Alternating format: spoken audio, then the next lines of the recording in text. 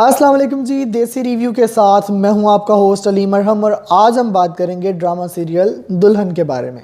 लेकिन उससे पहले मैं आपको ये बता दूं कि कल मंडे था, लेकिन किसी भी संडे वाले ड्रामे का हमने रिव्यू नहीं किया।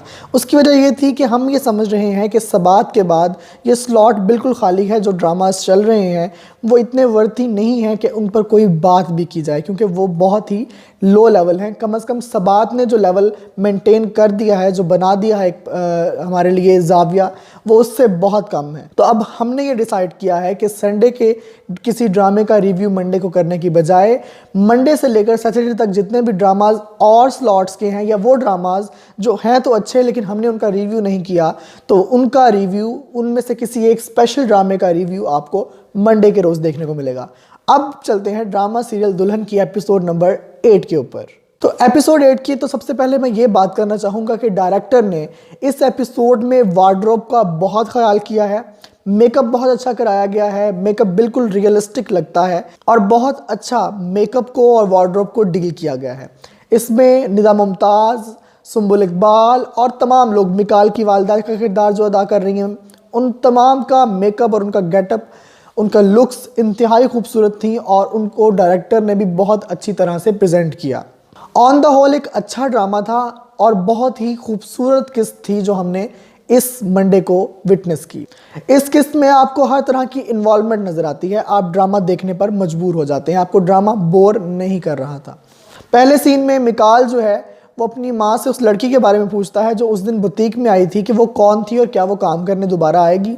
और इसी सिलसिले में फिर दोबारा बात होती है कि मिकाल जिस लड़की को लेकर आया था वो कौन थी और क्या वो भी दोबारा आएगी। आगे जाके ये भी दिखाया गया है कि जो शामिर है वो अपनी बहन यानी एनी के मिकाल से शादी करने पर रजामंद हो गया है और एनी बिल्कुल हैरान है कि मेरे भाई का ये पलटा कैसे बदल गया। अगले सीन में ये दिखाया है कि एनी जो है वो पैर पटकते पटकते जो है वो जूबी की तलाश में निकली हुई है और एक रेस्टोरेंट में जूबी को पाती है और वहाँ जाकर जूबी और एनी की धुआंधार लड़ाई, बल्कि धक्कम पेल और मुक्का मारी होती है।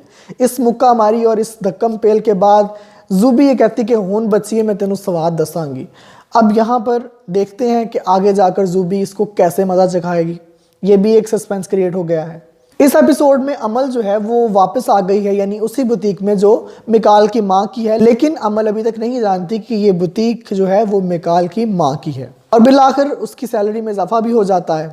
इस एपिसोड में अमल ये बार बार सोच रही है कि मिकाल उस बुटीक में क्यों आया था, जिससे हमें साइकोलॉजिकली तैयार किया जा रहा है कि अमल और मिकाल का आगे जाकर पैचअप होने वाला है। बहरहाल इस एपिसोड में छोटी बहन ने एक बड़ा बेगैरती का किरदार अदा किया है। उसने अपनी बड़ी बहन यानी अमल पर इल्ज़ाम लगवाकर उसे मार पड़वाई है अपनी माँ से और उसको अच्छी खासी मार पड़ी है। यहाँ पर मुझे थोड़ा सा बुरा फील हुआ कि माँ जो है वो, मैं ये ड्रामा इसलिए भी पसंद कर रहा हूँ कि इसमें सौतेली माँ के किरदार को अच्छा प्रेजेंट किया गया है, लेकिन यहाँ पर जब उसने मारा तो मुझे अच्छा फील नहीं हुआ, क्योंकि यहाँ पर वो बुरी प्रेजेंट हो रही थी। लेकिन आगे जाके हमने देखा है कि वो फिर एक नॉर्मलाइज से रोल में आ जाती है, जहाँ वो अपनी छोटी बेटियों को भी उसी हिसाब से डांट मार रही होती है। और वहाँ यहाँ एक जुमला अदा करती है।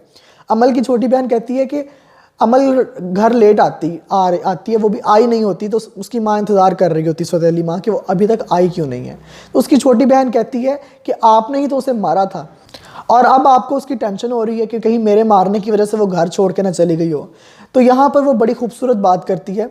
वो कहती है कि जब मैं तुम्हें मारती हूँ ना, तो मुझे पता होता है कि मैं अपनी बेटी को मार रही हूँ। मेरे अंदर एक होता है कि मैं अपनी बेटी को मार रही हूँ, लेकिन जब मैं उसे मारती हूँ तो मुझे ये डर लगता है कि वो पराई औलाद है, कहीं बुरा ना मना जाए। तो ये बहुत अच्छे डायलॉग्स थे। सौतेली माँ का अभी भी मैं समझता हूँ कि इस ड्रामे में बेहतरीन प्रेजेंटेशन की गई है सौतेली माँ के हवाले से। अच्छा, इस एपिसोड में जो सबसे छोटी बहन है अमल की, उसका भी किरदार बड़ा अच्छा और बड़ी माहिराना सी गुफ्तगू करती है और ऐसा नज़र आ रहा है कि आगे जाकर अमल की गवाह वो बनेगी, उसकी सपोर्ट में वो आगे आएगी, जो कि अब तक की एक साथ से हमें नज़र आ रहा है। अच्छा, एक चीज़ मुझे अच्छी नहीं लग रही स्टोरी के एतबार से या राइटिंग के एतबार से, कि अमल हर दूसरे मोड़ पर अपनी सहेली से इस चीज़ का जिक्र ज़रूर करती है कि मेरी ज़िंदगी बहुत ख़राब है, ज़िंदगी का गिला बहुत करती है।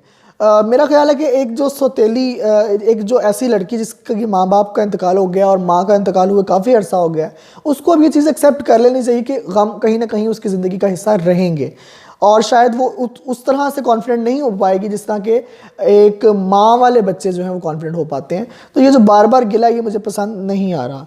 मिकाल को भी इसी एपिसोड में दिखाया गया है कि वो बार बार अपनी गलती का एहसास कर रहा है कि शायद मैंने अमल से निकाह करके उसे धोखा देके उसे बेच के अच्छा नहीं किया, जिससे ये भी फिर दोबारा से हमारी साइकोलॉजिकल ट्रेनिंग हो रही है कि मिकाल और अमल का पैचअप हो जाएगा।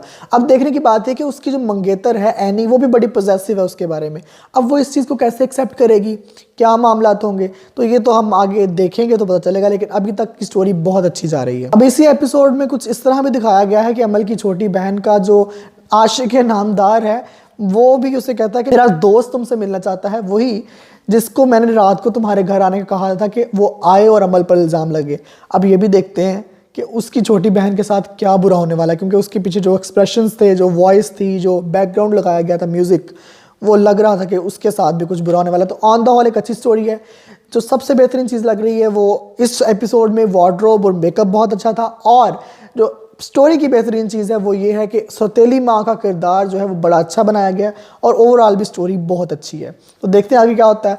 आप भी देखिए और हमें भी कमेंट्स में ज़रूर बताइए कि आपको ड्रामा कैसा लग रहा है, ड्रामे को किस तरह फॉलो कर रहे हैं, और हमारे इस चैनल को लाइक करें, शेयर करें और सब्सक्राइब करें। बहुत शुक्रिया।